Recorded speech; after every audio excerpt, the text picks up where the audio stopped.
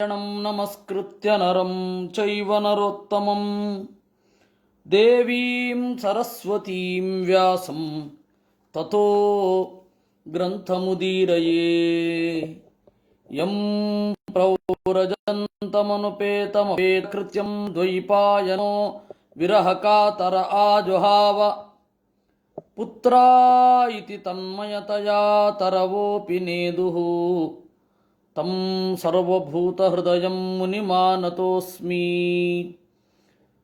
ಯಸ್ಯಾನುಭಾವಮಖಿಲಶ್ರುತಿಸಾರಮೇಕಂ ಅಧ್ಯಾತ್ಮದೀಪಮತಿತಿತೀರ್ಷತಾಂ ತಮೋಂಧಂ ಸಂಸಾರಿಣಾಂ ಕರುಣಯಾಃ ಪುರಾಣಗುಹ್ಯಂ ತಂ ವ್ಯಾಸಸೂನುಮುಪಯಾಮಿ ಗುರುಂ ಮುನೀನಾಂ ನಾರಾಯಣಂ ನಮಸ್ಕೃತ್ಯ ನರಂ ಚೈವ ನರೋತ್ತಮಂ ದೇವೀಂ ಸರಸ್ವತೀಂ ವ್ಯಾಸಂ ತತೋ ಗ್ರಂಥಮುದೀರಯೇ ಮಾತರ್ಮೇ ಮಾತರಿಶ್ವನ್ ಪಿತರತುಲಗುರೋ ಭ್ರಾತರಿಷ್ಟಾಪ್ತಬಂಧೋ ಸ್ವಾಮಿನ್ ಸರ್ವಾಂತರಾತ್ಮನ್ ಅಜರ ಇತರ್ಜನ್ಮ ಮೃತ್ಯಾಮಯಾನಾಂ ಗೋವಿಂದೇ ದೇಹಿ ಭಕ್ತಿಂ ಭವತಿ ಚ ಭಗವನ್ ಊರ್ಜಿತಾಂ ನಿರ್ನಿಮಿತ್ತಾಂ ನಿರ್ವ್ಯಾಜಾಂ ನಿಶ್ಚಲಾಂ ಸದ್ಗುಣಗಣ ಬೃಹತೀಂ ಶಾಶ್ವತೀಂ ಆಚುದೇವಾ. ಹರಿ ಓಂ. ಕ ಏತ ಯೋಸಾವಹಮಬ್ಜಪೃಷ್ಟಃ ಏತತ್ ಕುತೋ ವಾ ಅಬ್ಜಮನನ್ಯದಪ್ಸು ಅಸ್ತಿಶ್ಚಧಸ್ತಾದಿಹ ಕಿಂಚನೈತತ್ ಅಧಿಷ್ಠಿತಂ ಯತ್ರ ಸತಾನುಭಾವ್ಯಂ. ಬ್ರಹ್ಮದೇವರು ಮೊದಲು ಭೂಮಿಗೆ ಬಂದಾಗ ಹೀಗೆ ಚಿಂತಿಸಿದರಂತೆ. ಭೂಮಿಗೆ ಬಂದಾಗ ಅಂದರೆ ಬ್ರಹ್ಮಾಂಡದ ಒಳಗಡೆ ಅಭಿವ್ಯಕ್ತಿಯನ್ನು ಪಡೆದ ಮೇಲೆ ಹೀಗೆ ಯೋಚನೆ ಮಾಡಿದರು. ಕ ಏಷ ಯಹ ಅಸೌ ಅಹಂ, ನಾನು ಯಾರು? ಅಬ್ಜಪೃಷ್ಠ, ಕಮಲದ ಮೇಲೆ ಕುಳಿತಿದ್ದೇನೆ. ಏತತ್ ಕುತೋವಾ ಅಬ್ಜಂ ಅನನ್ಯದಪ್ಸು,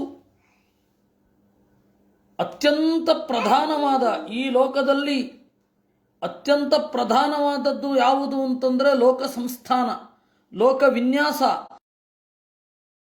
ಪ್ರಧಾನವಾದದ್ದು. ಇದು ಯಾರಿಂದ ಬಂತು? ಇಲ್ಲಿ ಅನನ್ಯತ್ ಅಂತ ಇದೆ. ಅನನ್ಯತ್ ಅಂದರೆ ಬೇರೆ ಯಾವುದೂ ಇಲ್ಲದ ಅಂತ ಅರ್ಥ ಆಗತ್ತೆ. ಆದರೆ ಮಧ್ವರು ಹೇಳಿದ್ರು ಪ್ರಧಾನ ವಾಚಕಾಸ್ತ್ವೇಕಃ ಚ ಅನನ್ಯ ಕೇವಲ ಸ್ವಯಂ. ನಾಲ್ಕು ಅತ್ಯಂತ ಪ್ರಧಾನ ಅಂತ ಹೇಳಲಿಕ್ಕೆ 4 ಪದಗಳಿದೆ. ಒಂದು ಏಕ, ದೇವರೊಬ್ಬನೇ ಅಂತಂದರೆ ಉಳಿದವರಿಲ್ಲ ಅಂತ ಅರ್ಥ ಅಲ್ಲ, ಪ್ರಧಾನ ಅಂತ ಅರ್ಥ. ಅನನ್ಯ, ಬೇರೆ ಯಾರೂ ಇಲ್ಲ. ನಾವೀಗ ಹೇಳಲ್ವೇ, ವೇದವನ್ನು ಓದುವವರು ಯಾರು ಸ್ವಾಮಿ? ಯಾರೂ ಇಲ್ಲ ಅಂದರೆ ಅದರಲ್ಲಿ ಸ್ಪೆಷಲೈಸೇಷನ್ ಮಾಡಿರುವವರಿಲ್ಲ ಅಂತಲೇ ವಿನಃ ಬೇರೆ ಇನ್ನೇನೂ ಅಲ್ಲ. ಇನ್ನು ಕೇವಲ ಅವರೊಬ್ಬರಿಗೆ ಈ ಉತ್ತರ ಹೇಳಲಿಕ್ಕಾಗತ್ತೆ ಅಂತೇವೆ. ಅದರ ಅರ್ಥ ಪ್ರಧಾನ ಅಂತಾನೆ. ಸ್ವಯಂ ಅನ್ನೋದು ಪ್ರಧಾನ ಅನ್ನುವ ಅರ್ಥದಲ್ಲಿಯೇ ಇರೋದು. ಸ್ವಯಂ ಅವರೇ ಬಂದರು ಅನ್ನುವಲ್ಲೆಲ್ಲ ಈ ಅರ್ಥವನ್ನೇ ಇಟ್ಟುಕೊಂಡು ಹೇಳ್ತೇವೆ. ಇನ್ನು ಅಸ್ತಿಶ್ಚಧಸ್ತಾದಿಹ ಕಿಂಚನೈತತ್ ಅಧಿಷ್ಠಿತಂ ಯತ್ರ ಸತಾನುಭಾವ್ಯಂ. ಯಾರೋ ಒಬ್ಬ ನಿರ್ದುಷ್ಟನಾದ ವ್ಯಕ್ತಿ ಈ ಪ್ರಪಂಚಕ್ಕೆ ಆಸರೆಯಾಗಿ ಇರಲೇಬೇಕು. ಅವನು ಕೆಳಗಡೆ ಇದ್ದಾನೇನು ಮೇಲ್ಗಡೆ ಇದ್ದಾನೇನು ಅಂತ ಹೇಳಿ ಬ್ರಹ್ಮದೇವರು ಚಿಂತನೆ ಮಾಡಿದರು. ಸಬ್ರಹ್ಮ ಚಿಂತಯತ್ ಕುತೋನು ಪದ್ಮಂ ಬ್ರಹ್ಮಣ ಸ್ಯಾತ್ ಅಂತ ಹೇಳಿ ಸೌಕರಾಯಣ ಶ್ರುತಿ ಇದೆ. ಅದರಿಂದ ಮೊದಲ ಜಿಜ್ಞಾಸೆ ಪರಮಾತ್ಮನ ಬಗ್ಗೆ ಯಾರು ಮಾಡಿದ್ದು ಅಂತಂದರೆ ಬ್ರಹ್ಮದೇವರು ಮಾಡಿದ್ದು.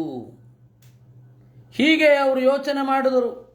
ಸ ಇತ್ತಮುದ್ವೀಕ್ಷ ತದಬ್ಜನಾಳ ನಾಳೀಭಿರಂತರ್ಜಲಮಾವಿವೇಚ ನಾರ್ವಾಗತಸ್ತತ್ಖರನಾಳ ನಾಳೀ ಸವೈ ವಿಚನ್ಸ್ಮಿನ್ ತದವಿಂದತಾಜಹಾಂ. ಆಮೇಲೆ ಸ ಇತ್ತಮುದ್ವೀಕ್ಷ, ಈ ರೀತಿ ಯೋಚನೆ ಮಾಡಿ, ತದಬ್ಜ ನಾಳ ನಾಳೀಭಿ, ಆ ಲೋಕದ ಕೆಳಗಡೆ ಹುಡುಕಿದ. ಅಂತರ್ಜಲಂ ಆವಿವೇಶ, ಅಗಾಧವಾದ ಏನೂ ಇಲ್ಲದಲ್ಲಿ ಹುಡುಕಿದ. ನಾರ್ವಾಗತಸ್ತತ್ಖರನಾಳನಾಳೀ. ಆಮೇಲೆ ಅದರ ನಡುವಣ ಭಾಗ ಯಾವುದು, ಅದರ ಆಸರೆ ಯಾವುದು, ಇದ್ಯಾವುದೂ ಗೊತ್ತಾಗಲಿಲ್ಲ. ತತ್ ನ ಅವಿಂದ ತಾಜಃ ತಮಸ್ಯ ಪಾರೇ ವಿದುರಾತ್ಮತರ್ಗಂ ವಿಚಿನ್ವತೋ ಭೂತ್ ಸುಮಹಾನ್ ಸ್ತ್ರಿಣೇಮಿ ಯೋ ದೇಹ ಭಾಜಾಂ ಭಯಮೀರಯಾಣ ಪರೀಕ್ಷಿಣೋತ್ಯಾಯುರಜಸ್ಯ ಹೇತಿ. ವಿದುರ, ಓ ವಿದುರನೇ, ಅಪಾರೇ ತಮಸಿ, ಆ ಸೂರ್ಯನಿಲ್ಲದ ಸಂದರ್ಭದಲ್ಲಿ ವಿಚಿನ್ವತಃ ಅಭೂತ್, ಹುಡುಕುವಾಗ ಬಹಳ ಕಾಲ ಕಳೆದು ಹೋಯಿತು. ಎಂತಹದ್ದದು? ತ್ರಿನೇಮಿಹಿ, ಒಂದು ದೊಡ್ಡ ಚಕ್ರ ಸರಿದು ಹೋಯಿತು ಅಂತ ಹೇಳುತ್ತಾರೆ. ಆ ಚಕ್ರಕ್ಕೆ 3 ನೇಮಿ, ನಡುವಣ ಭಾಗಗಳು 3. ಈ 3 ಭಾಗಗಳಿರುವ ಚಕ್ರ ಯೋ ದೇಹ ಭಾಜಾಂ ಭಯಮೀರಯಾಣ, ಇವತ್ತಿಗೂ ಕೂಡ ಜೀವರಿಗೆ ಭಯವನ್ನು ಉಂಟು ಮಾಡುತ್ತೆ. ಅಜಸ್ಯ ಹೇತಿಹಿ, ಅದು ಪರಮಾತ್ಮನ ಆಯುಧ. ಆ ಚಕ್ರ ಪರೀಕ್ಷಿಣೋತಿ ಆಯುಹು, ಜೀವರ ಆಯುಷ್ಯವನ್ನೆಲ್ಲ ಕಳೆದು ಬಿಡುತ್ತೆ. ಅಂತಹ ಒಂದು ಚಕ್ರ ತಿರುಗಿ ಹೋಯಿತು. ಅಂದರೆ 1 ವರ್ಷ ಕಳೆಯಿತು. ಅಂದರೆ ಬ್ರಹ್ಮದೇವರ ಲೆಕ್ಕದ 1 ವರ್ಷ ಕಳೆಯಿತು. ಅಂದರೆ 360 ವರ್ಷಗಳಿಗೂ ಹೆಚ್ಚು ವರ್ಷ ಕಳೆದು ಹೋಯಿತು. ಕಾರಣ ಏನು ಅಂದರೆ ತ್ರಿನೇಮಿಹಿ, 3 ಭಾಗಗಳು. ಅಂದರೆ ಚಳಿಗಾಲ, ಮಳೆಗಾಲ, ಬೇಸಿಗೆ ಕಾಲ. ಈ ತರಹದ ಚಳಿಗಾಲ, ಮಳೆಗಾಲ, ಬೇಸಿಗೆ ಕಾಲ ಅನ್ನುವ 3 ನೇಮಿಗಳಿರುವ ಈ ಚಕ್ರ ಗರಗರನೆ ತಿರುಗಿತು. ತತೋ ನಿವೃತ್ಯ ಅಪ್ರತಿಲಬ್ಧ ಕಾಷ್ಠಃ ಸ್ವಧಿಷ್ಣ್ಯಮಾಸ್ಥಾಯ ಪುನಃ ಸದೇವ ಶನೈರ್ಜಿತಶ್ವಾತ ನಿವೃತ್ತ ಚಿತ್ತೋ ನ್ಯಷೀದತ್ ಆರೂಢ ಸಮಾಧಿಯೋಗ. ಹೀಗೆ ದೈಹಿಕವಾಗಿ ದೇವರನ್ನು ಹುಡುಕೋದ್ರಿಂದ ಯಾವ ಪ್ರಯೋಜನವೂ ಇಲ್ಲ. ದೇವರು ಎಲ್ಲಿದ್ದಾನೆ, ಇದ್ದರೆ ತೋರ್ಲಿ ನೋಡುವ ಅಂತ ಹೇಳಿ ಹೊರಗಡೆ ಹುಡುಕಿ ಸಾಕಾಯ್ತಂತೆ. ತಥೋ ನಿವೃತ್ಯ, ಯಾಕೆ ವಾಪಸ್ಸು ಬಂದಿದ್ದು? ಅಪ್ರತಿಲಬ್ಧ ಕಾಷ್ಠ.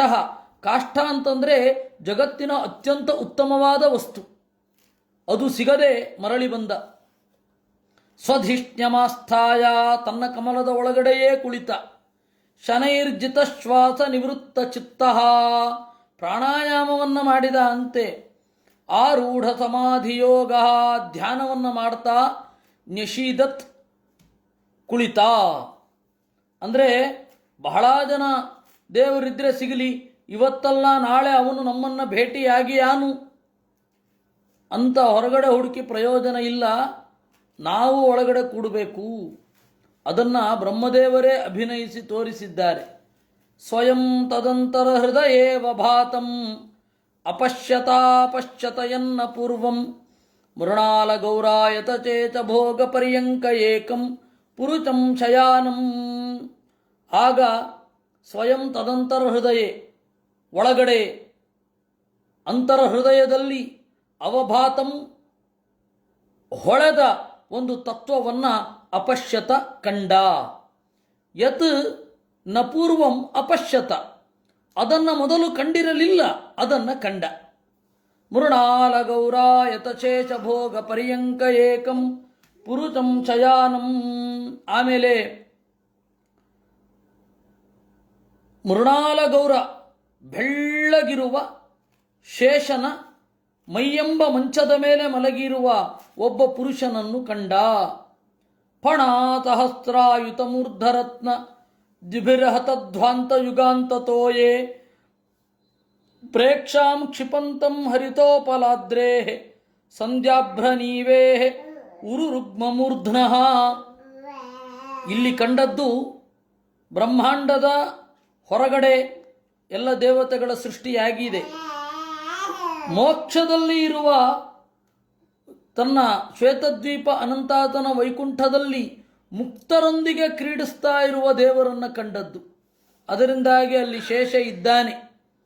ಅಂತಹ ಶೇಷನ ಮೇಲೆ ಮಲಗಿರುವ ದೇವರನ್ನು ಕಂಡ. ಶೇಷನ 1000 ಹೆಡೆಗಳ ಮೇಲೆ ಇರುವ ಮಣಿಗಳಿಂದ ಕಂಗೊಳಿಸುವ ಆ ರತ್ನ ಮಣಿಗಳಿಂದ ಕಂಗೊಳಿಸ್ತಾ ಕತ್ತಲನ್ನು ದೂರ ಮಾಡುವಾಗ ಆ ಬೆಳಕಿನಲ್ಲಿ ದೇವರನ್ನು ಕಂಡ. ಪ್ರೇಕ್ಷಾಂ ಕ್ಷಿಪಂತಂ ಹರಿತೋಪಲಾಬ್ಧೇ, ನೀಲಿ ಬಣ್ಣದ ಬೆಟ್ಟದಂತೆ ದೇವರು ಕಾಣ್ತಾ ಇದ್ದ. ಸಂಧ್ಯಾಭ್ರ ನೀವೇ ನೀವೇಹೇ, ನೀವೀ ಅಂತಂದರೆ ಬಟ್ಟೆ, ಉಡುವ ಬಟ್ಟೆ.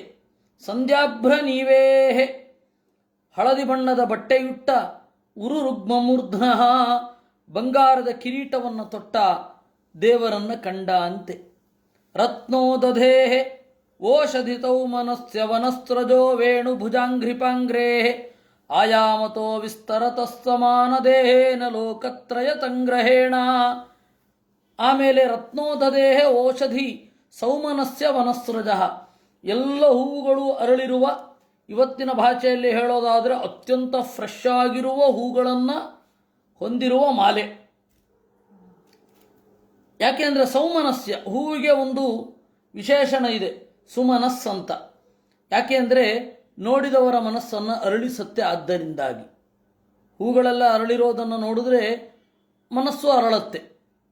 ಅದರಿಂದಾಗಿ ಸುಮನಸ್ಸಂತ ಹೂವುಗಳಿಗೂ ಹೇಳ್ತಾರೆ. ದೇವತೆಗಳನ್ನು ಸುಮನಸ್ಸಂತ ಕರೀತಾರೆ.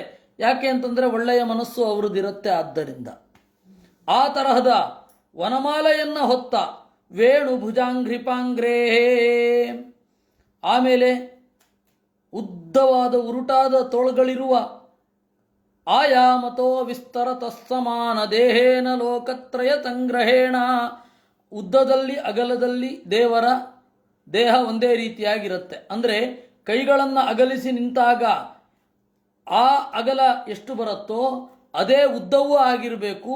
ಅದು ಲಕ್ಷಣಶಾಸ್ತ್ರದ ಪ್ರಕಾರ ಸಮಾನವಾಗಿದ್ದಾನೆ ಅಂತ ಅರ್ಥ. ಒಂದು ಮಾರು ಅಂತ ಹೇಳುವಾಗ ಕೈಗಳನ್ನು ಈ ರೀತಿ ಅಗಲ ಮಾಡಿ ನಿಲ್ತೇವೆ. ಈ ಅಗಲ ಮತ್ತು ಕಾಲಿನಿಂದ ತಲೆಯವರೆಗಿನ ಉದ್ದ ಅದೆರಡೂ ಒಟ್ಟಿಗೆ ಆಗಬೇಕು. ಅಂದರೆ ಸಮಾನ ದೇಹ ಅಂದರೆ ಕೈಗಳನ್ನು ಅಗಲಿಸಿದಾಗ ಹೀಗೆ ನಿಂತಿರುವಾಗ ಈ ಅಗಲ ಮತ್ತು ಈ ಉದ್ದ ಒಂದೇ ಮ್ಯಾಚ್ ಆಗಬೇಕು ಅಂತ ಯಾರೂ ಹೇಳಲ್ಲ. ಕೈಗಳನ್ನು ಅಗಾಲವಾಗಿ ಮಾಡಿಕೊಂಡಾಗ, ಕೈಗಳನ್ನು ಪೂರ್ತಿ ಚಾಚಿ ಉದ್ದಕ್ಕೆ ಚಾಚಿದ್ದಾಗ ಅದು ಏನು ಉದ್ದ ಬರುತ್ತೆ, ಆ ಅಗಲ ಬರುತ್ತೆ. ಆ ಅಗಲ ಮತ್ತು ಉದ್ದ ಮ್ಯಾಚ್ ಆದರೆ ಸಮಾನವಾಗಿದ್ದಾರೆ ಅಂತ ಅರ್ಥ. ಅದು ಲಕ್ಷಣಗಳಲ್ಲಿ ಒಂದು ಹಾಗಿದ್ದಾನೆ. ಇನ್ನು ಲೋಕತ್ರಯ ಸಂಗ್ರಹೇಣ, ಮೂರು ಲೋಕವನ್ನು ಹೊಟ್ಟೆಯೊಳಗಡೆ ಇಟ್ಟುಕೊಂಡಿದ್ದಾನೆ. ವಿಚಿತ್ರ ದಿವ್ಯಾಭರಣಾಂಶುಕಾನಾಂ ಕೃತಶ್ರಿಯೋಪಾಶ್ರಿತ ದಿವ್ಯವೇಚಂ ಪುಂಸಾಂ ಸ್ವಕಾಮಾಯ ವಿವಿಕ್ತ ಮಾರ್ಗೈ ಅಭ್ಯರ್ಚತಾಂ ಕಾಮದುಗಾಂಘ್ರಿ ಪದ್ಮಂ. ಮೋಕ್ಷದಲ್ಲಿ ನೆಲೆ ನಿಂತ ದೇವರನ್ನ ಹೃದಯದ ಒಳಗಡೆ ಬ್ರಹ್ಮದೇವರು ಕಂಡ್ರಂತೆ. ಅಂದರೆ ಹೊರಗಡೆ ಭೌತಿಕವಾಗಿ ಹುಡುಕಲಿಕ್ಕೆ ಹೋಗಬಾರದು, ಒಳಗಡೆ ಹುಡುಕಲೇಬೇಕು ಅಂತ. ಒಳಗಡೆ ಇದ್ದಾನೆ, ಹುಡುಕಬೇಕಷ್ಟೇ. ವಿವಿಕ್ತ ಮಾರ್ಗೈ, ಬೇರೆ ಬೇರೆ ದಾರಿಗಳಿಂದ ಎಲ್ಲ ಪುರುಷರು ಅವನನ್ನು ಅರ್ಚನೆ ಮಾಡ್ತಾ ಇದ್ದಾರೆ. ಕೃತಶ್ರಿಯೋಪಾಶ್ರಿತ ದಿವ್ಯವೇಚಂ, ಲಕ್ಷ್ಮೀದೇವಿ ಅವನನ್ನು ಆಶ್ರಯವಾಗಿಸಿಕೊಂಡಿದ್ದಾಳೆ. ಅಲೌಕಿಕವಾದ ದೇವರ ಬಟ್ಟೆ, ಆಭರಣ ಮೊದಲಾದವುಗಳೆಲ್ಲ ಅಲೌಕಿಕ. ಅದರಿಂದಾಗಿ ಯಾವಾಗ ಬೇಕಾದರೂ ಅವನ ಮೈ ಮೇಲಿರಬಹುದು, ಹೇಗೆ ಬೇಕಾದರೂ ಇರಬಹುದು. ಈ ಅಕ್ಕಸಾಲಿಗನಿಂದ ಮಾಡಿಸಿಕೊಂಡದ್ದು ಆಭರಣ ಅಲ್ವೇ ಅಲ್ವಲ್ಲ ದೇವರದ್ದು. ಅದಕ್ಕೆ ದಿವ್ಯವೇಚಂ. ಕಾಮದುಗಾಂಗ್ರಿ ಪದ್ಮಂ, ಅವನ ಅಡಿದಾವರೆಗಳನ್ನು ನೆನೆಸಿದವರಿಗೆ ಬೇಡಿದ್ದು ಸಿಗುತ್ತೆ. ಪ್ರದರ್ಶಯಂತಂ ಕೃಪಯಾ ನಖೇಂದು ಮಯೂಕ ಭಿನ್ನಾಂಗುಲಿ ಚಾರುಪತ್ರಂ ಮುಖೇನ ಲೋಕಾರ್ತ್ಯ ಹರಸ್ಮಿತೇನ ಪರಿಸ್ಫುರತ್ ಕುಂಡಲ ಮಂಡಿತೇನ ಪುಂಸಾಂ ಸ್ವಕಾಮಾಯ ವಿವಿಕ್ತ ಮಾರ್ಗೈ. ಪ್ರದರ್ಶಯಂತಂ ಕೃಪಯ, ಆ ತನ್ನ ಪಾದವನ್ನು ಮರುಕದಿಂದ ಜನರಿಗೆ ತೋರಿಸ್ತಾ ಇದ್ದಾನೆ. ಯಾಕೆ? ಜನರು ಈ ಅಡಿದಾವರೆಗಳನ್ನು ನೆನಪಿಸಿಕೊಂಡು ತಮ್ಮ ಬಯಕೆಗಳನ್ನು ಈಡೇರಿಸಿಕೊಳ್ಳಲಿ ಅಂತ. ನಖೆಂದು ಮಯೂಕ ಭಿನ್ನಾಂಗುಲಿ ಚಾರುಪತ್ರಂ. ನಖ ಅಂದರೆ ಉಗುರು, ಅದು ಚಂದ್ರಾಕಾರದಲ್ಲಿ ಅರ್ಧಚಂದ್ರಾಕೃತಿಯಲ್ಲಿ ಇದೆ. ಅರ್ಧಚಂದ್ರ ಆಕೃತಿಯಲ್ಲಿ ಇರುವ ಉಗುರು ಅದರಿಂದ ಬರುವ ಕಾಂತಿ ಎರಡು ಭಿನ್ನ ಅಂತ ತೋರುತ್ತೆ. ಅಲ್ಲ, ಚಂದ್ರ ಮತ್ತು ಬೆಳದಿಂಗಳು ಇಬ್ಬರೂ ಒಂದೇ. ಚಂದ್ರನೇ ಬೆಳದಿಂಗಳು, ಬೆಳದಿಂಗಳೇ ಚಂದ್ರ. ಯಾಕೆಂದರೆ ನಾವು ನೋಡಿದಾಗ ವಸ್ತುವಿಗೂ ಗುಣಕ್ಕೂ ಒಂದು ಅಭೇದ ಸಂಬಂಧ ಇರೋದು ಕಂಡಿದೆ. ಅಂದಮೇಲೆ ಆಮೇಲೆ ಸಂಸಾರಾವಸ್ಥೆಯಲ್ಲಿ ಭೇದಾಭೇದ ಸಂಬಂಧ ಅಂತ ಹೇಳ್ತಾರೆ. ಅಂದಮೇಲೆ ದೇವರಲ್ಲಿ ಎಲ್ಲವೂ ಅಭಿನ್ನವಾಗಿರುತ್ತೆ ಅಂತೀರ. ದೇವರ ಉಗುರಿಗೂ ದೇವರ ಕಾಂತಿಗೂ ಭೇದ ಇದೆ ಅಂತ ಭಾಗವತ ಹೇಳ್ತಾ ಇದೆ. ಇದನ್ನು ಯಾವ ರೀತಿ ಅರ್ಥೈಸ್ತೀರಾ ಅಂದರೆ, ಅಲ್ಲಿ ಭಿನ್ನ ಅನ್ನೋದಕ್ಕೆ ಅನ್ಯೇಭ್ಯೋ ವಿಲಕ್ಷಣಂ, ಬೇರೆಯವರಿಂದ ವಿಲಕ್ಷಣ ಅಂತಷ್ಟೇ ಅರ್ಥವೇ ವಿನಃ ಉಗುರಿನ ಕಾಂತಿಯಿಂದ ಉಗುರು ಭಿನ್ನ ಅಂತ ಹೇಳಲೇ ಇಲ್ಲ ಅಲ್ಲಿ ಇಂದ್ರು ಆಚಾರ್ಯರು. ಭಿನ್ನಂ ಅನ್ಯೇಭ್ಯೋ ವಿಲಕ್ಷಣಂ. ಮುಖೇನ ಲೋಕಾರ್ತ್ಯ ಹರಸ್ಮಿತೇನ, ಲೋಕದ ಎಲ್ಲ ಬೇಗೆಗಳನ್ನು, ಧ್ಯಾನ ಮಾಡುವ ಜನರ ಸಂತಾಪಗಳನ್ನು ಪರಿಹರಿಸುವ ಚಂದದ ಮುಗುಳುನಗೆ, ಪರಿಸ್ಫುರತ್ ಕುಂಡಲ ಮಂಡಿತೇನ, ಹೊಳೆಯುವ ಕಿವಿಯೋಲೆಯಿಂದ ಹೊಳೆಯುವ ಶೋಣಾಯಿತೇನ ಅದರ ಬಿಂಬಭಾತ, ಪ್ರತ್ಯರ್ಹಯಂತಂ ಸುನಸೇನ ಸುಭ್ರುವಾಂ, ಕೆಂಪು ತುಟಿ ಅದರಿಂದ ಕೂಡಿರುವ, ಮುಗುಳು ನಗುವ, ಸುನಸೇನ ಒಳ್ಳೆಯ ಮೂಗಿರುವ, ಸುಭ್ರುವ ಒಳ್ಳೆಯ ಹುಬ್ಬಿರುವ, ಕದಂಬ ಕಿಂಜಲ್ಕ ಪಿಶಂಗವಾಸಸ ಸ್ವಲಂಕೃತಂ ಮೇಖಲಯಾನಿತಂಬೇ, ಹಳದಿ ಬಟ್ಟೆಯ ಮೇಲ್ಗಡೆ ಬಂಗಾರದ ಡಾಬನ್ನ ತೊಟ್ಟಿರುವ, ಹರೇಣ ಚಾನಂತ ಧನೇನ ವತ್ಸ ಶ್ರೀವತ್ಸಲಕ್ಷಸ್ಥಲವಲ್ಲಭೇನ, ಶ್ರೀವತ್ಸವೆಂಬ ಚಿಹ್ನೆಯನ್ನ ತನ್ನ ಎಡ ಎದೆಯ ಮೇಲೆ ಧರಿಸಿರುವ ದೇವರನ್ನ ಮಗು ಚಿಂತಿಸು. ಪರಾರ್ಧ್ಯ ಕೇಯೂರ ಮಣಿಪ್ರವೇಕ ಪರ್ಯಸ್ತದೋರ್ದಂಡತಹತ್ರ ಚಾಖಂ ಅವ್ಯಕ್ತ ಮೂಲಂ ಭುವನಾಂಘ್ರಿಪೇಂದ್ರ ಮಹೀಂದ್ರ ಭೋಗೈರಧಿವೀತವಲ್ಕಂ.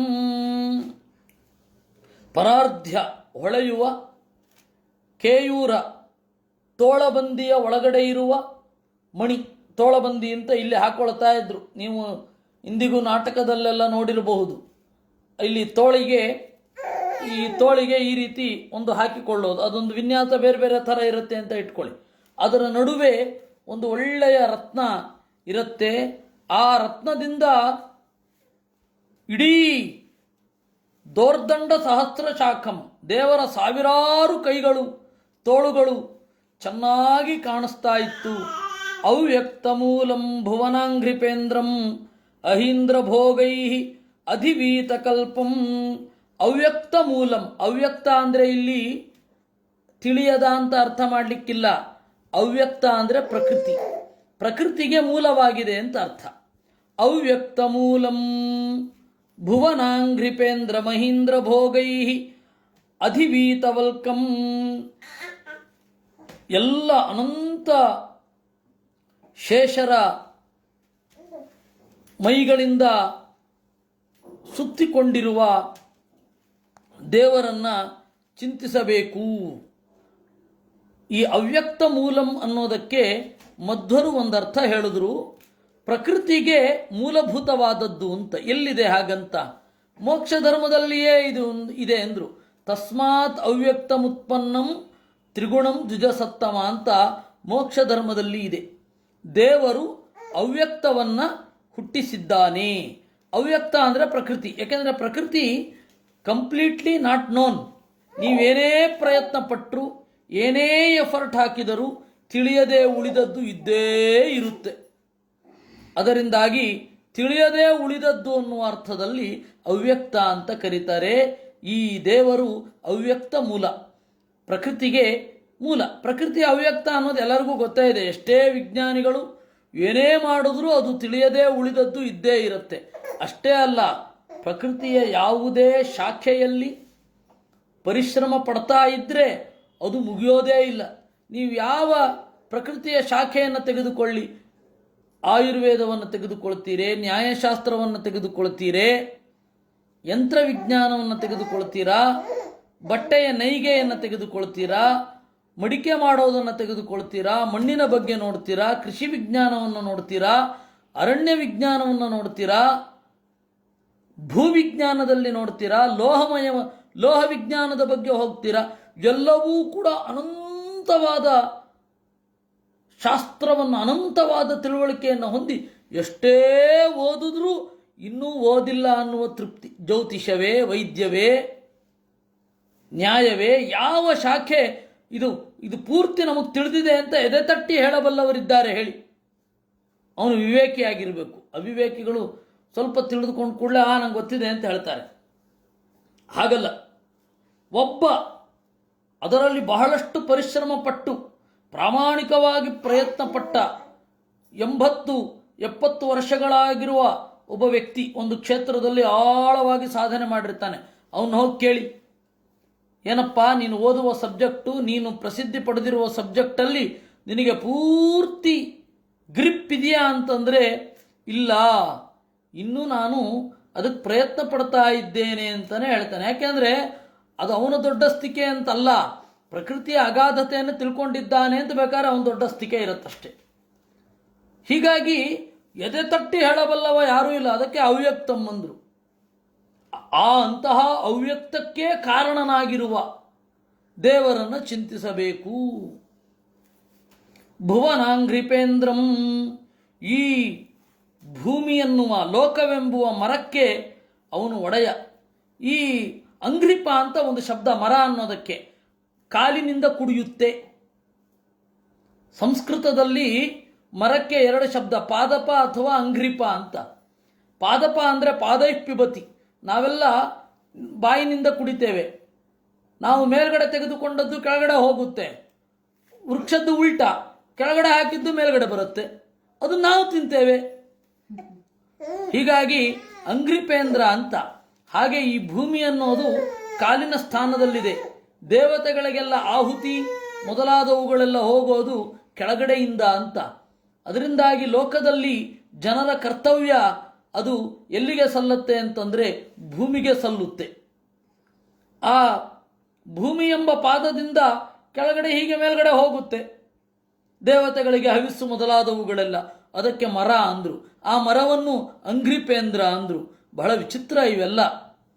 ಅಹೀಂದ್ರ ಭೋಗೈ ಅಧಿವೀತವಲ್ಕಂ, ಶೇಷನ ಆ ಮೈ, ಅದರಿಂದ ದೇವರ ಮೈಯ ಅನೇಕ ಭಾಗಗಳು ಸುತ್ತುಕೊಂಡಿರ್ತದಂತೆ. ಆ ತರಹದ ದೇವರನ್ನ ಚಿಂತಿಸಬೇಕು ಅಂತ ಹೇಳ್ತಾರೆ. ಚರಾಚರೌಕೋ ಭಗವನ್ ಮಹೀಂದ್ರ ಬಂಧುಂ ಸಲಿಲೋಪಗೂಢಂ ಕಿರೀಟತಾಹತ್ರ ಹಿರಣ್ಯತೃಂಗಂ ಆವಿರ್ಭವತ್ ಕೌಸ್ತುಭರತ್ನ ಗರ್ಭಂ.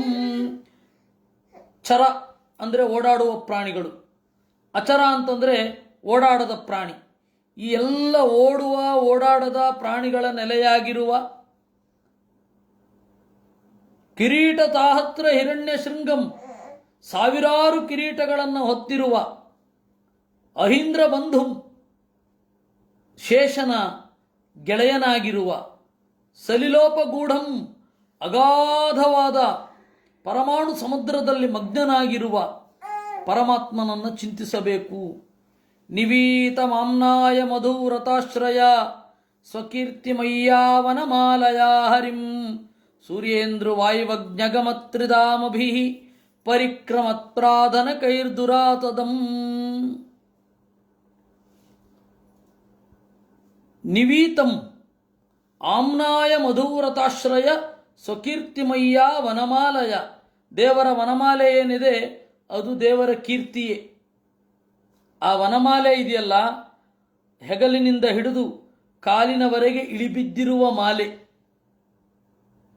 ಆ ವನಮಾಲೆ ಏನಿದೆ ಅದು ದೇವರ ಕೀರ್ತಿಯೇ ಅಂತ.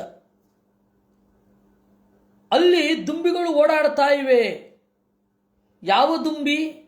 ಆಮ್ನಾಯ ಮಧುರತಾಶ್ರಯ ಅಂದರು.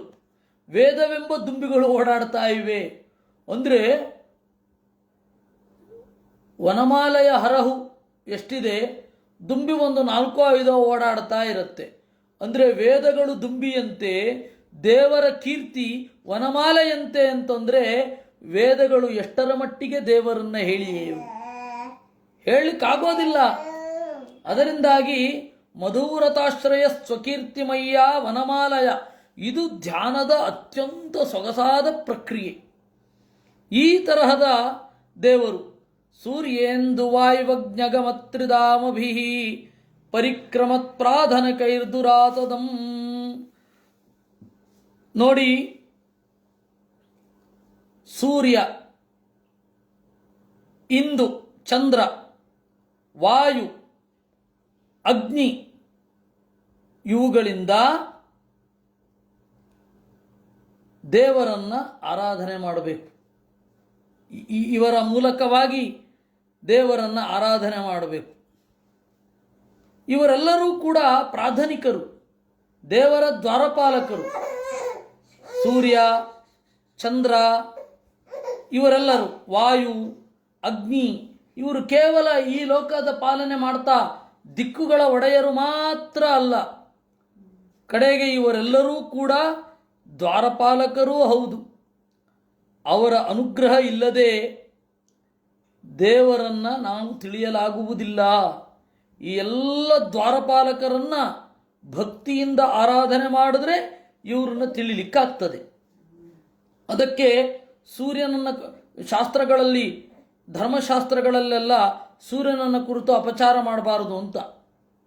ಏನು, ಸೂರ್ಯ ಬರೋದರ ಮುಂಚೆ ಹೇಳಬೇಕು, ಯಾಕೆ ಅಂದರೆ ಅದು ಸೂರ್ಯನಿಗೆ ಮಾಡುವ ಅಪಚಾರ.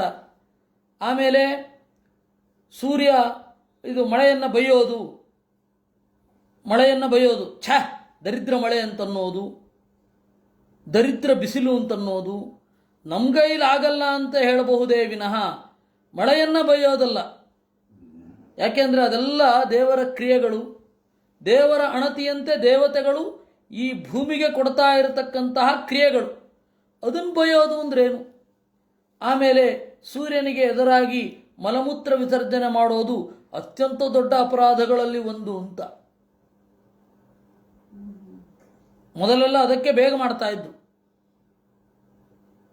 ಈಗ ಬಾತ್ರೂಮ್ ಬಂದ್ಬಿಟ್ಟಿದೆ. ಅದು ಪೂರ್ವ ದಿಕ್ಕಿಗೆ ಮುಖ ಮಾಡದೆ ಹೋಗಿದ್ದರೆ ಬಹಳ ಚಂದ.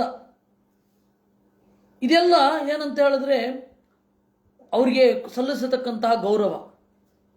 ಚಂದ್ರ, ಅಗ್ನಿಯನ್ನು ಅವಮಾನ ಮಾಡದೇ ಇರೋದು. ನಾವು ಕ್ಯಾಂಪ್ ಫೈರ್ ಅಂತ ಹಾಕಿ ಸುತ್ತಲೂ ಹೋ ಅಂತ ಕುಣಿತಾ ಇರ್ತವೆ ಇವುಗಳು. ಅಲ್ಲಿ ಕಾಲು ತೋರಿಸಬಾರದು ಅಗ್ನಿಗೆ. ಕಾಲನ್ನು ಕಾಸ್ಕೊಳ್ಳಿಕ್ಕಿಲ್ಲ, ಕೈಯನ್ನು ಕಾಸಿಕೊಂಡು ಕಾಲ ಮೇಲೆ ಇಟ್ಕೊಳ್ಬಹುದು ಅಬ್ಬಬ್ಬ ಅಂದರೆ. ಇವೆಲ್ಲ ಈ ಪ್ರಕೃತಿಯನ್ನು ಗೌರವಿಸಬೇಕು. ಯಾಕೆ ಅಂತಂದರೆ ಪ್ರಕೃತಿ ನಿಯಾಮಕರಾದ ದೇವತೆಗಳು ದೇವರ ಪರಿಚಾರಕರು, ದ್ವಾರಪಾಲಕರು. ಹೀಗಾಗಿ ದ್ವಾರಪಾಲಕ ಪೂಜೆ ಇದೆ. ನಂದಾಯ ನಮಃ, ಸುನಂದಾಯ ನಮಃ, ಚಂಡಾಯ ನಮಃ, ಪ್ರಚಂಡಾಯ ನಮಃ, ಇದೊಂಥರ ದ್ವಾರಪಾಲಕರು. ಆಮೇಲೆ ಆವರಣ ಪೂಜೆ ಅಂತ ಮಾಡ್ತಾರೆ. ಪೂಜೆಯಲ್ಲಿ ವ್ಯಾಸಾಯ ನಮಃ, ದುರ್ಗಾಯೈ ನಮಃ, ವಿನಾಯಕಾಯ ನಮಃ, ಶೇಷಾಯ ನಮಃ, ಗರುಡಾಯ ನಮಃ ಅಂತ ಎಲ್ಲ ಹೇಳಿ, ಇದು ಆವರಣ ಪೂಜೆ. ದೇವರ ಬಲಗಡೆ ಎಲ್ಲ ದೇವತೆಗಳು ನಿಂತಿದ್ದಾರೆ, ಎಡಗಡೆ ಋಷಿಗಳು ಮತ್ತು ನಮ್ಮೆಲ್ಲ ಗುರುಗಳು ನಿಂತಿದ್ದಾರೆ ಅಂತ ಹೇಳಿ ಹೀಗೆ ಚಿಂತಿಸಿ ಮುಂದೆ ಬರೆಸಬೇಕು ಅಂತ. ಇದೆಲ್ಲ ಇರೋದು ಯಾಕೆ ಅಂತಂದರೆ ದೇವರ ದ್ವಾರಪಾಲಕರು ಮತ್ತು ಇವರೆಲ್ಲ ಕಾಲಾಭಿಮಾನಿಗಳು. ಈ ನಂದ, ಸುನಂದ, ಚಂಡ, ಪ್ರಚಂಡ, ಜಯ, ವಿಜಯ, ಕುಮುದಾಕ್ಷ ಈ 8 ಜನ ಇದ್ದಾರೆ. 8 ಜನರು ಕೂಡ ಕಾಲಾಭಿಮಾನಿ ದೇವತೆಗಳು. ಇವರ ಅನುಗ್ರಹ ಇಲ್ಲದೆ ದೇವರ ಆ ಅನುಗ್ರಹದ ಬಾಗಿಲು ನಮಗೆ ತೆರೆಯುವುದಿಲ್ಲ. ಅದನ್ನಾಗಿ ಇವ್ರನ್ನ ಪೂಜೆ ಮಾಡಬೇಕು. ಇನ್ನು ಪ್ರಕೃತಿಯಲ್ಲಿ ಬಹಳ ಸಭ್ಯನಾಗಿ ನಡ್ಕೊಳ್ಬೇಕು, ಪ್ರಕೃತಿಯನ್ನು ಅವಮಾನ ಮಾಡಬಾರದು. ಇದು ಇರುವಂಥದ್ದು. ಅದಕ್ಕೆ ನಿವೀತಂ ಅಂದ್ರು. ತರ್ಹ್ಯೇವ ತನ್ನಾಭಿತರಸ್ತರೋಜ ಆತ್ಮಾನಮಂಭಚ್ವತನಂ ವಿಯಚ್ಚ ದದರಚ ದೇವೋ ಜಗತಾಂ ವಿಧಾತ ನಾತಪ್ಪರಂ ಲೋಕ ವಿತರ್ಗ ದೃಷ್ಟಿ. ಇಲ್ಲಿ ಆಚಾರ್ಯರ ತಾತ್ಪರ್ಯವನ್ನು ಹೇಳಬೇಕಿತ್ತು ಹೋದ ಶ್ಲೋಕಕ್ಕೆ. ಸೂರ್ಯೇಂದು ವಾಯುವಾಜ್ಞಾದಿಭಿ ತ್ರಿಧಾಮ್ನೋ ವಿಷ್ಣೋ ಅಗಚ್ಚದ್ಭಿ ಪ್ರಾಧನಿಕೈ, ಇದು ತಾತ್ಪರ್ಯ. ಇವರೆಲ್ಲರ ಅನುಗ್ರಹವಿಲ್ಲದೆ ದೇವರನ್ನು ಹೊಂದಲಾಗುವುದಿಲ್ಲ. ಮುಕ್ತವಾಯುವಾದಿಭಿರ್ವಿಷ್ಣು ವೃತಂ ಬ್ರಹ್ಮ ತದರಚಃ ತದನ್ಯಾಭಾವತೋ ನಾಣ್ಯತ್ ಅತಸ್ತತ್ ಸೃಷ್ಟುಮೈಚ್ಛತ ಇತಿ ಬ್ರಹ್ಮಾಂಡೇ. ನೋಡಿ, ಆಚಾರ್ಯರು ಎಷ್ಟು ಸೂಕ್ಷ್ಮವಾದ ಒಂದು ಸಂಗತಿಯನ್ನು ಹೇಳ್ತಾರೆ ಅಂದರೆ, ಮುಕ್ತರಾದ ವಾಯು, ಮುಕ್ತರಾದ ಬ್ರಹ್ಮ, ಮುಕ್ತರಾದ ಅಗ್ನಿ, ಇವರೆಲ್ಲರಿಂದ ಕೂಡಿರುವ ನಾರಾಯಣನನ್ನ ಬ್ರಹ್ಮದೇವರು ಸೃಷ್ಟಿ ಮಾಡಿದರು. ಮುಕ್ತರು ಈಗಾಗಲೇ ಇದ್ದಾರೆ, ಆ ಪದವಿಯಲ್ಲಿ ಸಾಧನೆ ಮಾಡುವವರು ಇನ್ನೂ ಬಂದಿಲ್ಲ. ಅದಕ್ಕಾಗಿಯೇ ದೇವರ ಸಂಕಲ್ಪದಂತೆ ಬ್ರಹ್ಮದೇವರು ಅವರನ್ನೆಲ್ಲ ಸೃಷ್ಟಿ ಮಾಡಿದ್ದು. ಇಲ್ಲಾಂದ್ರೆ ಯಾಕೆ ಸೃಷ್ಟಿ ಮಾಡಬೇಕಿತ್ತು? ಈಗಾಗಲೇ ಇದ್ದಾರೆ ಅಂದರೆ ಬ್ರಹ್ಮದೇವರ ಸೃಷ್ಟಿಯ ಔಚಿತ್ಯ ಏನು? ಈ ಸೂಕ್ಷ್ಮವನ್ನು ಆಚಾರ್ಯರು ನಮಗೆ ಹೇಳಿದರು. ತರ್ಹ್ಯೇವ ತನ್ನಾಭಿತರಸ್ತರೋಜ ಆತ್ಮಾನಮಂಭಶ್ವಸನಂ ವಿಯಚ್ಚ ದದರಚ ದೇವೋ ಜಗತಾಂ ವಿಧಾತ ನಾತಃಪರಂ ಲೋಕ ವಿಸರ್ಗ ದೃಷ್ಟಿ. ತರ್ಹ್ಯೇವ ಆಗಲೇ, ತನ್ನಾಭಿತರಸ್ತರೋಜೆ ಅವನ ಹೊಕ್ಕಳೊಳಗಡೆ ಅರಳಿರುವ ತಾವರೆಯಲ್ಲಿ ತನ್ನನ್ನು ನೋಡಿಕೊಂಡರಂತೆ.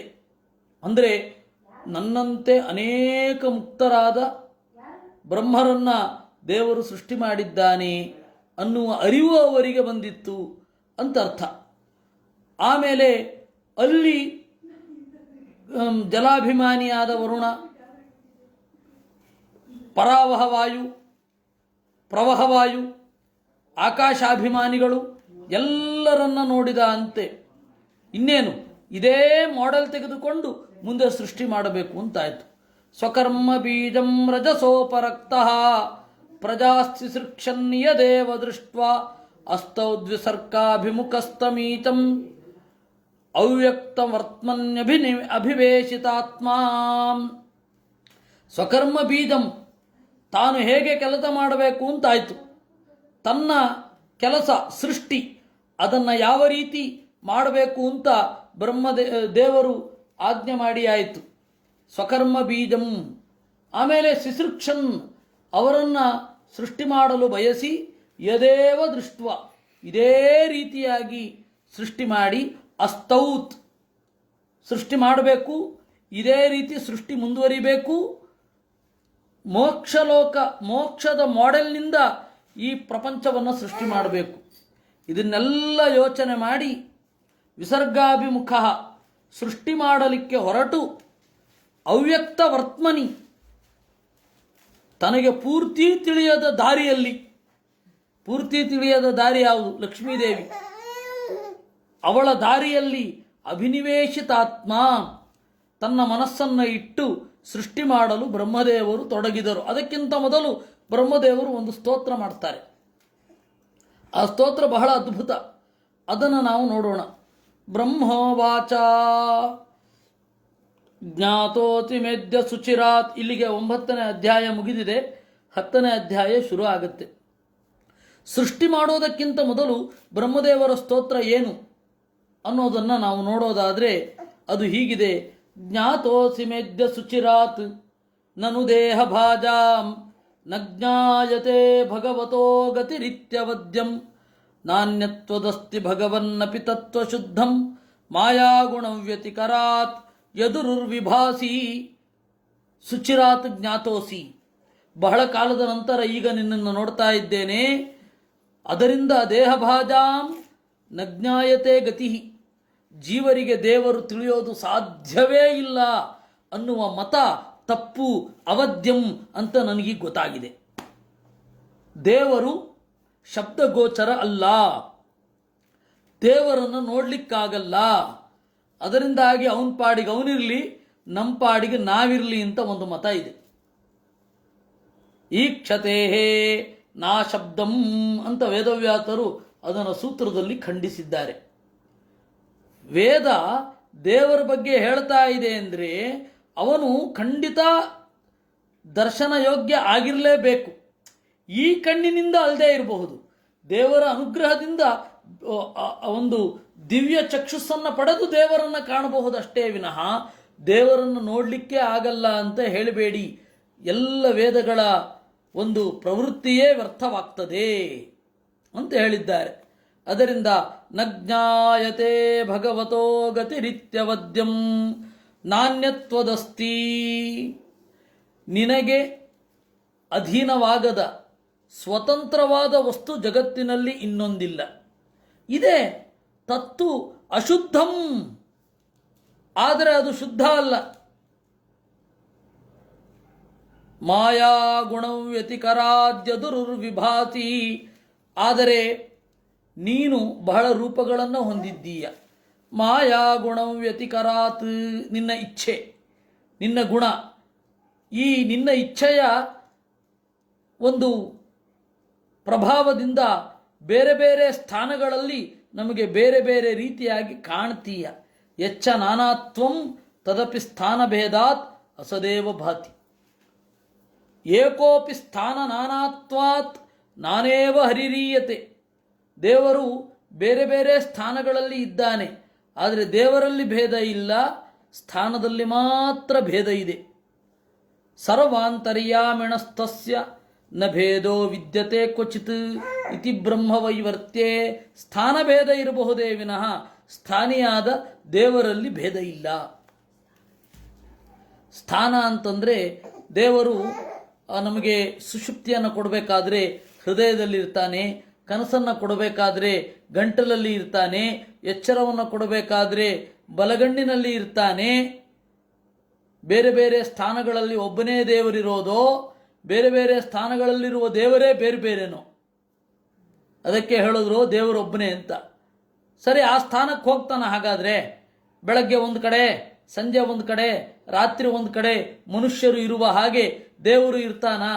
ಇಲ್ಲ, ಸರ್ವಾಂತರ್ಯಾಮಿ. ಮತ್ತೆ ದೇವರು ಬೇರೆ ಬೇರೆನಾ? ಅಲ್ಲ. ಈ ಎಲ್ಲ ಪ್ರಶ್ನೆಗಳಿಗೆ ಉತ್ತರ ಇವರು ಕೊಟ್ಟದ್ದು. ಯದುರ್ವಿಭಾಸಿ, ಸ್ಥಾನ ಬೇರೆ ಬೇರೆ. ಒಬ್ಬನೇ ದೇವರು ಸುಷುಪ್ತಿಯನ್ನು ಕೊಡೋದು ಹೃದಯ ಸ್ಥಾನದಲ್ಲಿದ್ದುಕೊಂಡು, ಅದೇ ದೇವರು ಗಂಟಲಿನಲ್ಲಿ ಇದ್ದುಕೊಂಡು ಕನಸನ್ನು ಬೀಳಿಸೋದು. ಅದೇ ದೇವರು ಬಲಗಣ್ಣಿನ ಸ್ಥಾನದಲ್ಲಿ ಇದ್ದು, ಅಂದರೆ ಬಲಕಣ್ಣು ಅಂದರೆ ಜೀವನ ಬಲಗಣ್ಣು. ಏಕೆಂದರೆ ಎಷ್ಟೋ ಜನರಿಗೆ ಬಲಕಣ್ಣು ಇರಲ್ಲ, ಕಣ್ಣೊಟ್ಟೋಗಿರುತ್ತೆ, ಅವನಿಗೆ ಎಚ್ಚರವೇ ಆಗಲ್ವೇ? ಅವನು ನಿದ್ರೆ ಮಾಡಿ ಎಚ್ಚರ ಆಗತ್ತೆ ತಾನೆ. ಅದರಿಂದಾಗಿ ಜೀವೇಂದ್ರಿಯ ಅಂತ ಅರ್ಥ. ಅಲ್ಲಿ ಅವನೇನು ಮಾಡ್ತಾನೆ? ಇದ್ದು ಬೇರೆ ಬೇರೆ ಕಾರ್ಯವನ್ನು ಮಾಡ್ತಾನೆ. ಇದು ಈ ತರಹದ ದೇವರು. ರೂಪಂ ಯದೇ ತದವಬೋಧರತೋದಯೇನ ಶಶ್ವನ್ನಿವೃತ್ತ ತಮತಃ ಸದನುಗ್ರಹಾಯ ಆದೌ ಗೃಹೀತಮವತಾರ ಚತೈಕ ಬೀಜಂ ಎನ್ನಾಭಿ ಪದ್ಮಭವನಾದಹಮಾವಿರಾತಂ. ಈ ರೀತಿ ದೇವರನ್ನು ತಿಳ್ಕೊಳ್ತಾ ದೇವರನ್ನು ನೋಡ್ತಾ ಇದ್ದ ಹಾಗೆ ನಾನು ಯಾರು ಅಂತ ಗೊತ್ತಾಯಿತು ಅಂತಾರೆ ಬ್ರಹ್ಮದೇವರು. ಸೊ ಅದರಿಂದಾಗಿ ನೀನು ನಿನ್ನ ಬಗ್ಗೆ ತಲೆ ಕೆಡಿಸ್ಕೊಳ್ಬೇಡ, ದೇವರ ಬಗ್ಗೆ ತಲೆ ಕೆಡಿಸ್ಕೋ, ನಿನ್ನ ಬಗ್ಗೆ ಗೊತ್ತಾಗತ್ತೆ. ಏನು? ರೂಪಂ ಯದೇ ತದವಬೋಧ ರಸೋದಯೇನ. ಅವಬೋಧ ರಸೋದಯೇನ. ಅವಬೋಧ ಅಂದರೆ ಪ್ರಜ್ಞೆ, ರಸ ಅಂದರೆ ಸಾರ, ಜ್ಞಾನದ ಸಾರ ಉದಯಿಸಿದ್ದರಿಂದ ಈ ನಿನ್ನ ರೂಪ ನನಗೆ ಕಾಣಿಸ್ತಾ ಇದೆ. ಇದರ ಉದ್ದೇಶವೂ ನನಗೆ ಅರ್ಥ ಆಗಿದೆ. ಸದನುಗ್ರಹಾಯ, ಸಜ್ಜನರ ಅನುಗ್ರಹಕ್ಕಾಗಿ. ನಾತಃಪರಂ ಆದೌ ಗೃಹೀತಂ, ಇದು ಮೊದಲು ತೆಗೆದುಕೊಂಡದ್ದು. ಅವತಾರ ಶತೈಕ ಬೀಜಂ, 100 ಅವತಾರಗಳಿಗೆ ಇದೇ ಕಾರಣ. ಇದನ್ನು ಪದ್ಮನಾಭ ರೂಪ ಅಂತ ಕರೀತಾರೆ. ಏನಂತ ಕರೀತಾರೆ? ಪದ್ಮನಾಭ ರೂಪ. ಅದು ಮೊದಲ ರೂಪ. ಈ ರೂಪದಿಂದಲೇ ಎಲ್ಲ ಅವತಾರಗಳು ಹೊರಗಡೆ ಬರೋದು.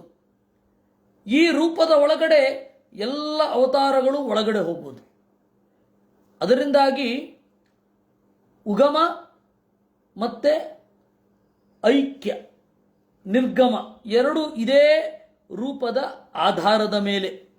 ರಾಮರೂಪ ಎಲ್ಲಿಂದ ಬಂತು ಅಂದರೆ ಪದ್ಮನಾಭ ರೂಪದಿಂದ. ಕೃಷ್ಣ ರೂಪ ಎಲ್ಲಿಂದ ಬಂತು ಅಂದರೆ ಪದ್ಮನಾಭ ರೂಪದಿಂದ. ಹೊರಗಡೆ ಬಂದ ರೂಪಕ್ಕೂ ಈ ಕೃಷ್ಣನಿಗೂ ರಾಮನಿಗೂ ಭೇದ ಇಲ್ಲ. ಅದನ್ನು ಹೇಳಿದ್ದು ನೇಹನಾನಾಸ್ತಿ ಕಿಂಚನ ಅಂತ. ಈ ತರಹದ ಪದ್ಮನಾಭ ರೂಪದಿಂದ ಎನ್ನಾಭಿ ಪದ್ಮಭವನಾತ್ ಅಹಮಾವಿರಾಸಂ, ಈ ಪದ್ಮನಾಭ ರೂಪಿಯ ಹೊಕ್ಕಳೊಳಗಡೆ ಅರಳಿದ ತಾವರೆಯಿಂದ ನಾನೆದ್ದು ಬಂದೆ.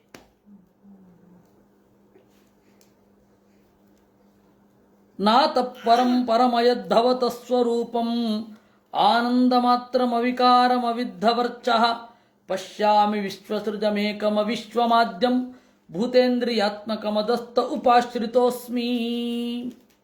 ಈ ಪರಮಾತ್ಮನ ರೂಪ ಏನಿದೆ, ನಾತಃಪರಂ, ಇದಕ್ಕಿಂತ ಸರ್ವೋತ್ತಮವಾದ ವಸ್ತು ಇನ್ನೊಂದು ಇಲ್ಲ.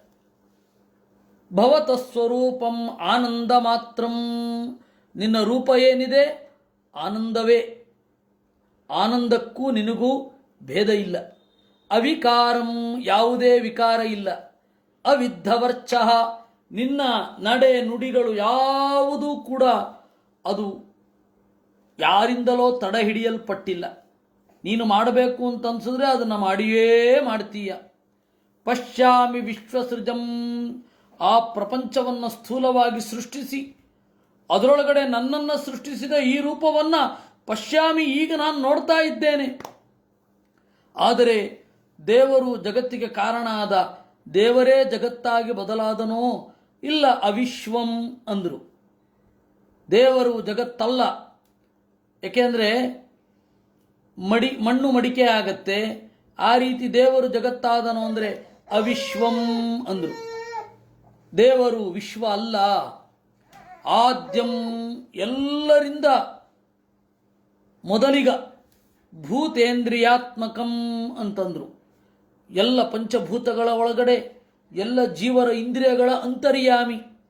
ಆ ತರಹದ ಈ ರೂಪವನ್ನು ಉಪಾಶ್ರಿತೋಸ್ಮಿ, ನಾನು ನಮಸ್ಕರಿಸ್ತಾ ಇದ್ದೇನೆ. ಅದನ್ನು ಆಚಾರ್ಯರು ಹೇಳ್ತಾರೆ, ಯಚ್ಚ ಆಶ್ರಿತೋಸ್ಮಿ ಅತಃಪರಂ ನಾಸ್ತಿ. ಅಥೋ ನಜ್ಞಾಯತ ಇತಿ ಅವಧ್ಯಂ ಅತ್ಯುತ್ತಮಾಪೇಕ್ಷಯ. ಅದರಿಂದ ದೇವರು ತಿಳಿಯೋಲ್ಲ, ದೇವರ ರೂಪವೇ ತಿಳಿಯೋಲ್ಲ ಅಂತ ಹೇಳಬೇಡಿ. ಅದರ ಸ್ಪಿರಿಟ್ ಹೀಗಿದೆ. ಅನಾದಿಗೃಹೀತಮೇವ ನ ಗೃಹ್ಯತೆ. ದೇವರಿಗೆ ಮೊದಲು ಈ ರೂಪ ಇರಲಿಲ್ವಾ? ಇತ್ತು. ಅಭಿವ್ಯಕ್ತಿ ಮಾಡಿದ್ದು ಈಗ ಅಷ್ಟೇ. ಯತ್ತದ್ದಿವ್ಯಂ ಹರೇ ರೂಪಂ ಕ್ಷೀರಸಾಗರ ಮಧ್ಯಗಂ ಸಜ್ಞಾನಾನಂದೈಕ ಮಾತ್ರಂ ನತತ ಪರಮಂ ಕ್ವಚಿತ್ ಅನಾದಿ ನಿತ್ಯಾತ್ ಅವ್ಯಕ್ತಾತ್ ತಸ್ಮಾತ್ ಜಜ್ಞೆ ಚತುರ್ಮುಖ ಇತಿ ಪಾದ್ಮೆ. ಇದನ್ನ ಪಾದ್ಮದಲ್ಲೇ ಹೇಳಿದ್ದಾರೆ.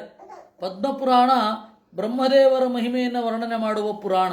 ಅಲ್ಲಿ ಈ ಸಂಗತಿಯನ್ನು ನಿರೂಪಣೆ ಮಾಡಿದ್ದಾರೆ. ಬಹಳ ವಿಶಿಷ್ಟ ಇದು.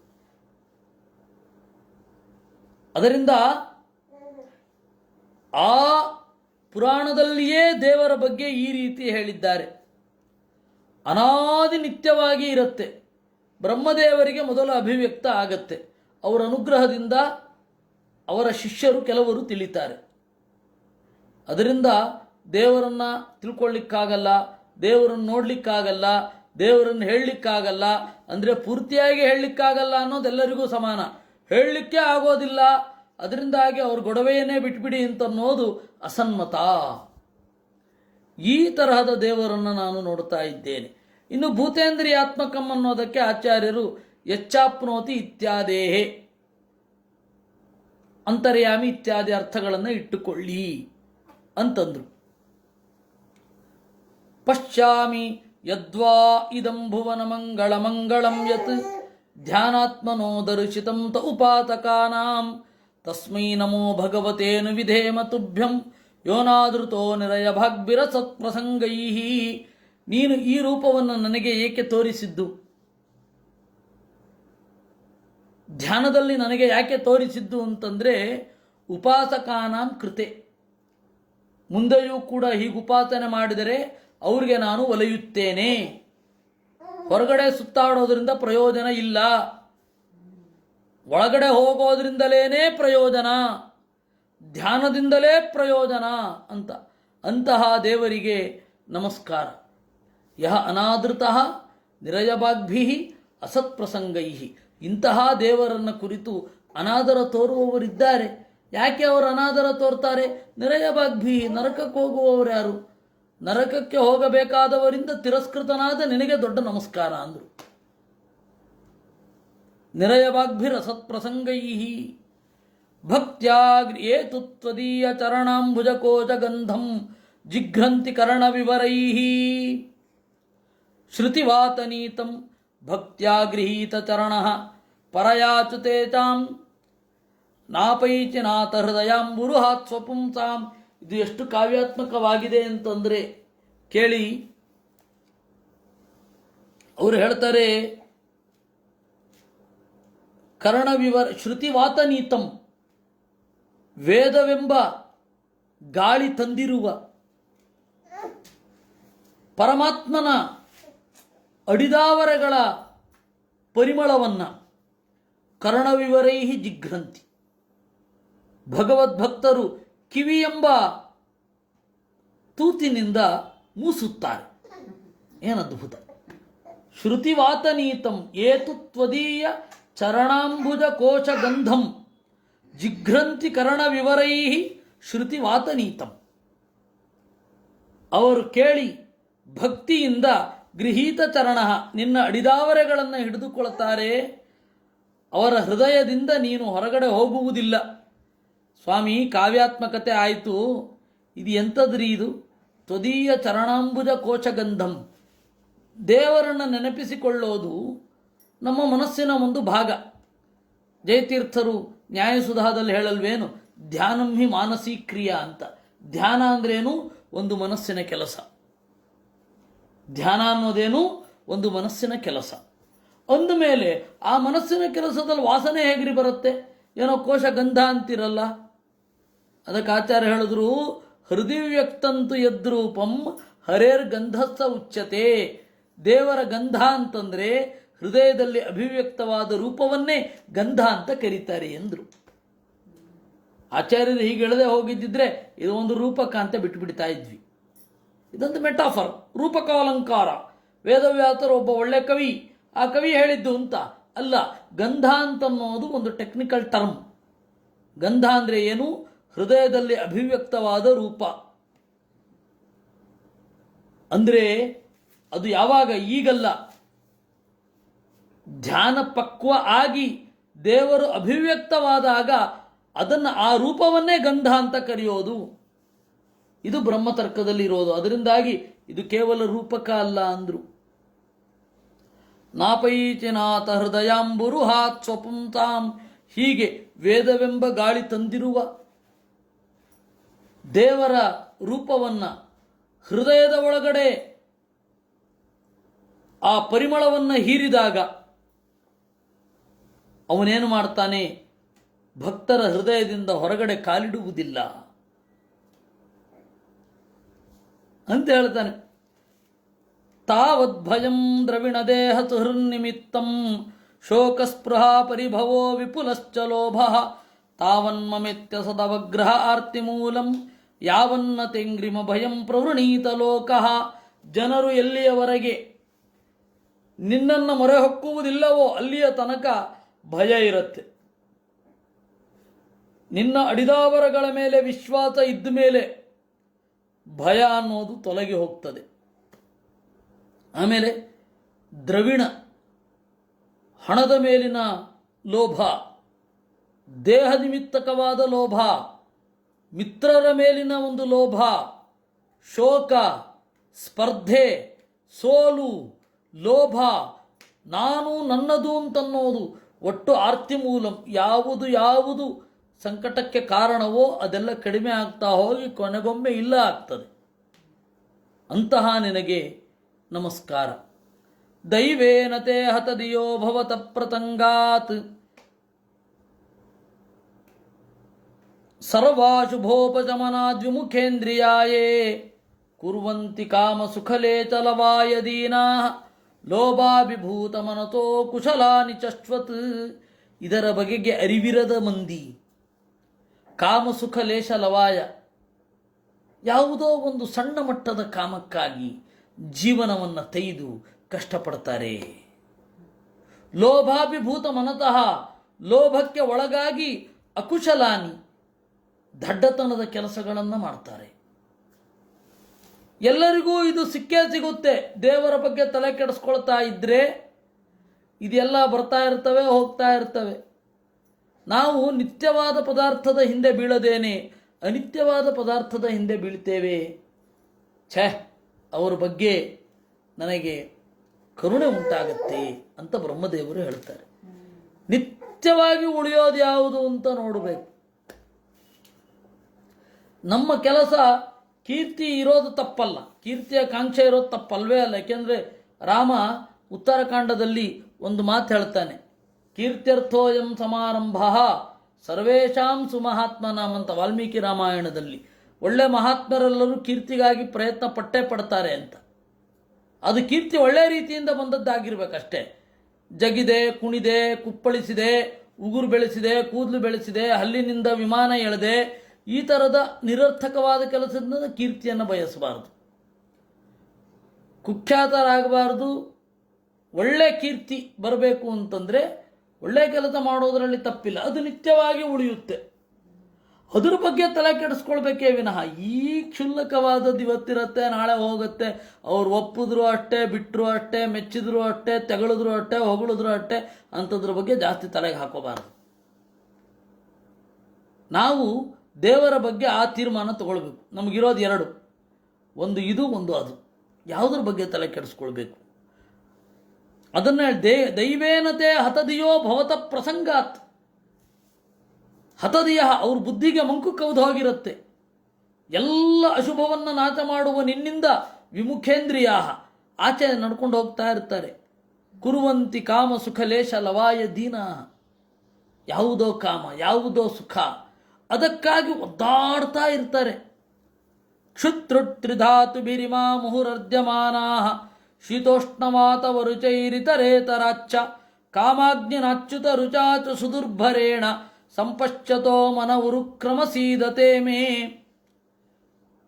ಹಸಿವೆಯಿಂದ, ನೀರಡಿಕೆಯಿಂದ, ವಾತಪಿತ್ತ ಕಫಗಳ ಏರಿಳಿತದಿಂದ ಕಾಟಕ್ಕೆ ಒಳಗಾಗ್ತಾ, ತಂಪು, ಉಷ್ಣ, ಗಾಳಿ, ಮಳೆ ಇವುಗಳಿಂದ ಒದ್ದಾಡ್ತಾ, ಇವುಗಳೆಲ್ಲಕ್ಕಿಂತ ಮಿಗಿಲಾಗಿ ಕಾಮಾಗ್ನಿನ ಒಳಗಡೆ ಇರುವ ಉತ್ಕಟವಾದ ಕಾಮ, ಅದರ ಅಗ್ನಿಯಿಂದ ಮತ್ತೆ ಸಹಿಸಲಾಗದ ಸಿಟ್ಟಿನಿಂದ ಸಂಕಟಗೊಳ್ತಾ ಇರ್ತಾರೆ. ಅಂಥವ್ರನ್ನ ನೋಡ್ತಾ ಇದ್ದರೆ ಉರುಕ್ರಮ, ನಾರಾಯಣನೇ ಮೇ ಮನಃ ಸೀದತೆ, ನನ್ನ ಮನಸ್ಸು ಸಂಕಟಕ್ಕೆ ಒಳಗಾಗತ್ತೆ. ಅಯ್ಯೋ ದೇವರೇ, ಇವರಿಗೆ ಸತ್ಯ ಯಾವಾಗ ಗೊತ್ತಾಗತ್ತೆ ಅಂತ. ಯಾವತ್ ಪೃಥಕ್ತ್ವಮಯಮಾತ್ಮನ ಇಂದ್ರಿಯಾರ್ಥಂ ಮಾಯಾಬಲಂ ಭಗವತೋ ಜನಯೀತ ಪಶ್ಚೇತ್ ತಾವಚ್ಚ ಸಂಸ್ಕೃತಿರತೌ ಪ್ರತಿಸಂಕ್ರಮೇತ ವ್ಯರ್ಥಾಪಿ ದುಃಖ ನಿವಹಂ ವಹತಿ ಕ್ರಿಯಾರ್ಥ. ಯಾವಾಗ ದೇವರ ಇಚ್ಛೆ, ಮಾಯಾಬಲಂ, ಮಾಯಾ ಅಂದರೆ ಭಗವಂತನ ಇಚ್ಛೆ, ಬಲ ಅಂದರೆ ಅದರ ಶಕ್ತಿ. ದೇವರ ಇಚ್ಛಾಬಲ ಅಂತನ್ನೋದು ಎಲ್ಲಿಯ ತನಕ ಈ ದೇಹ ತನ್ನದಲ್ಲ ಅಂತನ್ನುವ ಅರಿವನ್ನು ಉಂಟು ಮಾಡುತ್ತೆ. ನನಗೆ ದೇವರು ಕೊಟ್ಟಿದ್ದು ಹೌದು, ಇದು ಇಂದ್ರಿಯಾರ್ಥಂ, ಭೋಗಕ್ಕಾಗಿ ಇದೆ ಅಂತ ಯಾರಿಗೆ ಇದು ಭೋಗಕ್ಕಾಗಿ ಇರುವಂಥದ್ದು ದೇಹ, ಯಥೋಚಿತವಾದ ಶಾಸ್ತ್ರ ವಿಹಿತವಾದ ಭೋಗಕ್ಕಾಗಿ ಈ ದೇಹ ಇದೆ ಅಷ್ಟೇ, ಇದು ನನ್ನದಲ್ಲ, ನಾನೂ ಅಲ್ಲ ಅಂತ ಯಾವತ್ತೂ ತಿಳ್ಕೋತಾನೆ, ಇನ್ನೇನು ಬೇಗ ಹೋಗ್ಬಿಡತ್ತೆ. ಜೀವನದಲ್ಲಿ ಸಾಧ್ಯವಾದಷ್ಟು ಇದರಿಂದ ಭೋಗಿಸಬೇಕು. ಆ ಭೋಗ ಅನ್ನೋದು ನಿರ್ಲಿಪ್ತಿಯಿಂದ ಬರುತ್ತೆ, ಏನನ್ನೋ ಹಚ್ಕೊಳ್ಳೋದ್ರಿಂದ ಅಲ್ಲ ಅಂತ ಹೇಳಿ ತಿಳಿದುಕೊಂಡು ಇದನ್ನು ಉಪಯೋಗಿಸಿ ದೇವರಿಗೆ ಕೃತಜ್ಞತೆಯನ್ನು ಅರ್ಪಿಸಿ ಎಸೆದು ಹೋಗುವಂತಹ ಒಂದು ಪ್ರಕ್ರಿಯೆ ಅಂತ ಹೇಳಿ ಯಾರಿಗಿರುತ್ತೆ ಅವರು ಬುದ್ಧಿವಂತರು ಇದ್ದಿದ್ರಲ್ಲಿ. ಜ್ಞೇಯತ್ವಂ ದುರ್ಘಟಸ್ಯಾಪಿ ಘಟನಾಧಿಕ ಶಕ್ತಿತ ಅಭೇದ ಈಶ್ವರೇಣಾಪಿ ಸೃಷ್ಟ್ಯಾದೌ ಅಂತರಂಗತ ಉಚ್ಚೇತ ಯಸ್ಯಾ ಸಾಮಾಯ ಹರೇರಿಚ್ಛಾಥವಾ ಬಲಂ. ಈ ದೇವರ ಇಚ್ಛೆ ಏನು ಮಾಡುತ್ತೆ ಅಂದರೆ ಅತ್ಯಂತ ತಿಳಿದುಕೊಳ್ಳಲಿಕ್ಕೆ ಸಾಧ್ಯವಾದದ್ದನ್ನು ತಿಳಿಯುವಂತೆ ಮಾಡುತ್ತೆ.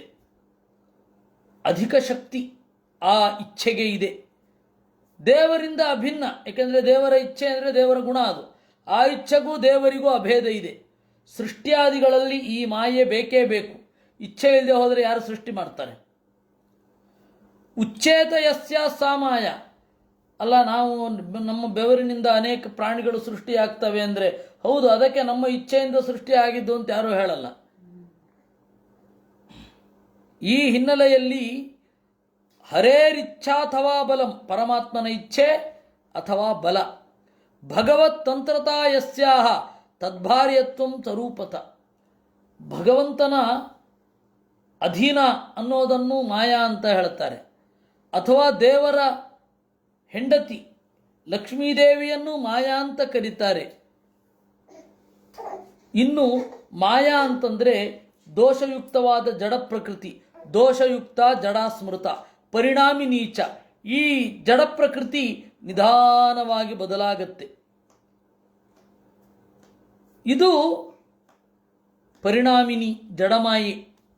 ಇನ್ನೊಂದು ಚೇತನ ಮಾಯೆ. ಚೇತನ ಮಾಯೆಯನ್ನು ಶೈವಲಿ ಅಂತ ಕರೀತಾರೆ. ಅತ್ಯಂತ ಅಪೂರ್ವವಾದ ವಿಚಾರ ಇದು. ಇದು ಜಗದ್ಬಂಧಾತ್ಮಿಕ, ಜಗತ್ತನ್ನು ಕಟ್ಟಿ ಹಾಕಿರುತ್ತೆ.